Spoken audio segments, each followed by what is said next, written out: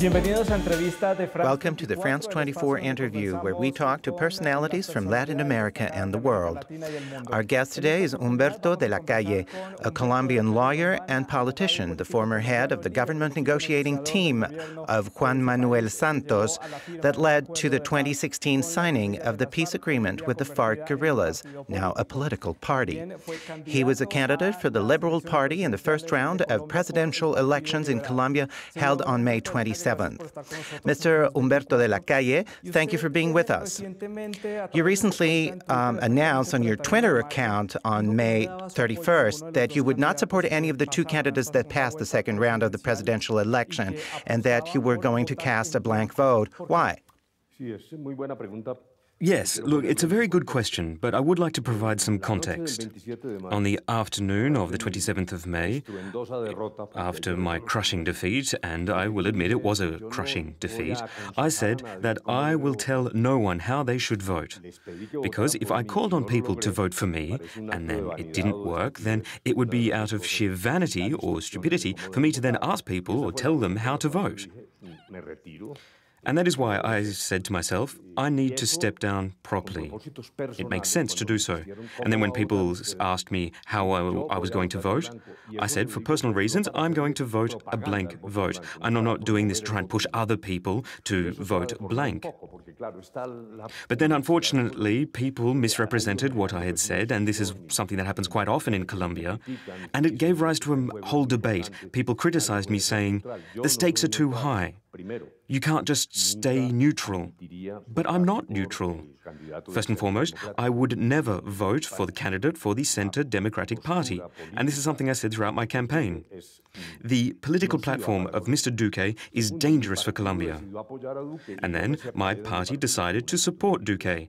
So I said I would step down from the party and move out from the party, and that was a personal choice. So, to answer your question, I'm not neutral. I understand what is happening in Colombia, and I know that we need to uphold the peace process.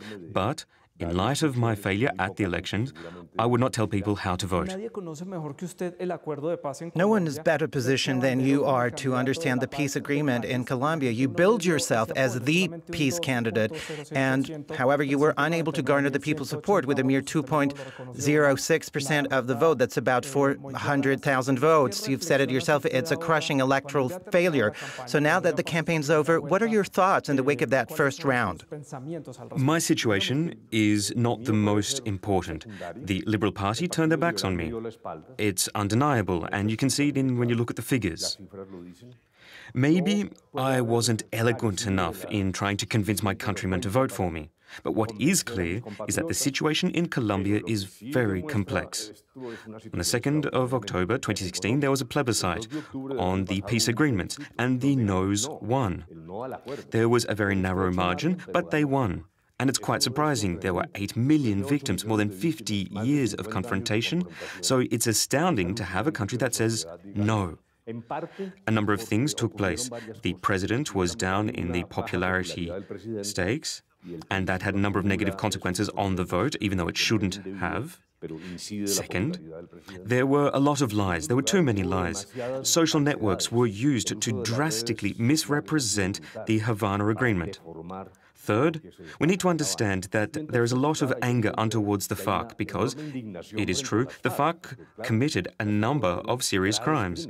But what Colombia needs to understand, first and foremost, is that the FARC were not alone. There were other people. There were other military groups. There were third-party financiers. And this is what the agreement was all about, to bring an end to the conflict. A lot of Colombians, in light of their deep-seated anger toward the FARC, voted no to the agreement. And again, I think this had an impact on the elections. If we add up all of the votes, and it's just pure mathematics, there's nothing scientific here, we can get a feeling of what's going on. We look at the votes of those people who voted for peace were more numerous than those people who voted to change the agreement. For me, changing the agreement would be a huge historical area for Colombia. It would be not upholding the word that was given by the state. It would be a form of betrayal. We can't call on the guerrilla to lay down their weapons and then unilaterally decide to change the agreement. Granted, there's a lot of polarization, but there's also a lot of confusion that is going to be very hard to clear up. According to the international community, Colombia is not a society that is ready to live in peace. It's a society that yet has to become less polarized, more mature, more cohesive, and a little more tolerant of the guerrillas and those involved in the conflict. Is Colombia ready to rise up to the challenge of peace? I think that it is very important because the agreement was always one that was meant to put an end to military conflict. But it is really just the beginning of a peace process that needs to be upheld by all citizens and government. It goes beyond the interests of just the government and the FARC. And therein lies the difficulty, because it all comes down to reconciliation. What I see is that in Colombia we struggle when it comes to seeking reconciliation with those people who committed such serious crimes.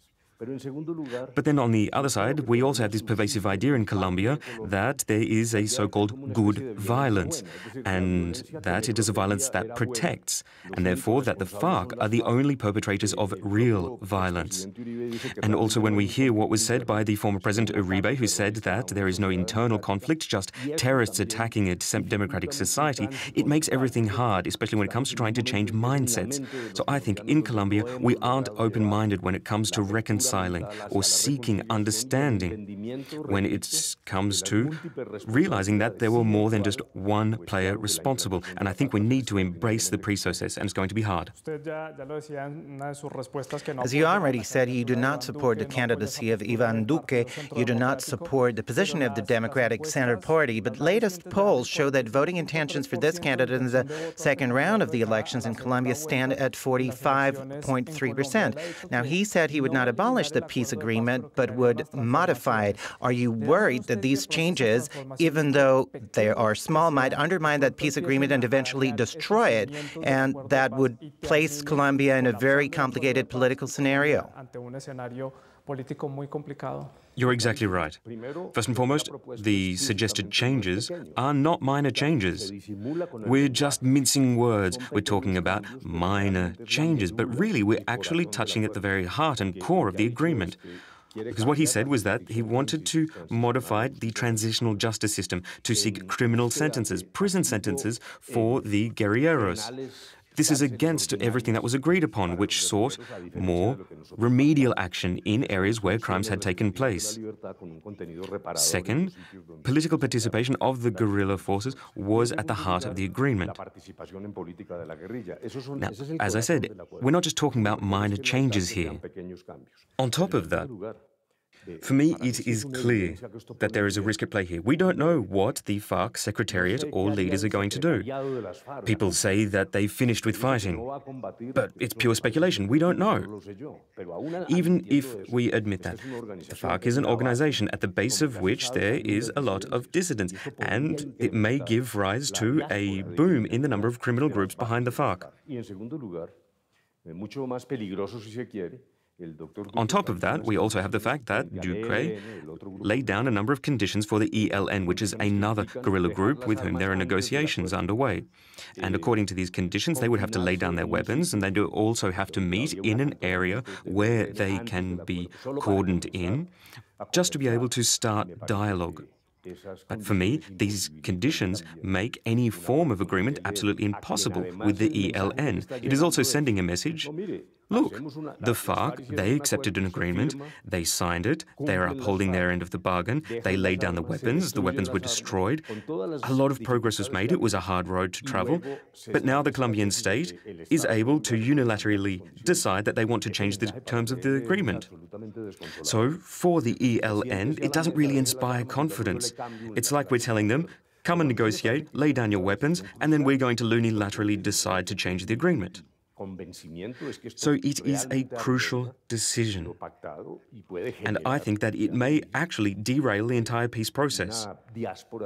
As I said, a consequence of that may be a boom in crime that may go beyond the control of the FARC, because this generation of the FARC is probably the last generation that will have political ideals or political hopes that go beyond the seriousness of the crimes that they committed. What happens after then? Well, we're talking about widespread, serious crime, and this would make all future negotiations in Colombia impossible. In this context, why not vote for Gustavo Petro, the candidate who frontally opposes Ivan Duque and supports the peace agreement? I'll say it again. I don't want to give anyone instructions on how to vote, nor do I want to encourage irrational polarization. We need to think. But again, and I will say it again, I've never hidden this fact, if we weigh up Duque against Petro, with Petro, there are a number of things that we disagree upon. I acknowledge the role that he played in the peace process and the support, but his vision of power and governance, well, it leaves a lot to be desired. Whatever the case may be, the peace agreement will be safe under Petro, but it won't be under Duque. You have called upon Colombians to help you raise money to help refund some of the loans you took out for your political campaign. This is what in Colombia we call una vaca, that's a cash cow. How does it work? Well, things are going quite well. As you know, I would say it is probably one of the best experiences of my life. It was very touching, because after the very poor results at the polling booths, I actually received a lot of support. As you just mentioned, granted, they are small donations. They're very tiny donations. But we're talking about donations from 15,000 odd people. And yesterday, there was a group of young people that really gave rise to this initiative, and they said that they have statistics coming from all across Latin America, and they said that all of the donations that we received broke records for Latin America. So here we're talking about the donations from those 15,000 odd people. So these are citizens, living, breathing citizens who have given their money. And we're not talking about the major donations from political parties. For me, it's a sign of solidarity, and it's a lot of support. So for me, it's really softening the electoral blow. That's certainly a great show of Colombian solidarity. Mr. Humberto de la Calle, thank you very much for being with us here at France 24. Thank you very much, and best regards to the viewers. Thank you for watching. Don't forget you can find all this and more on our website, france24.com.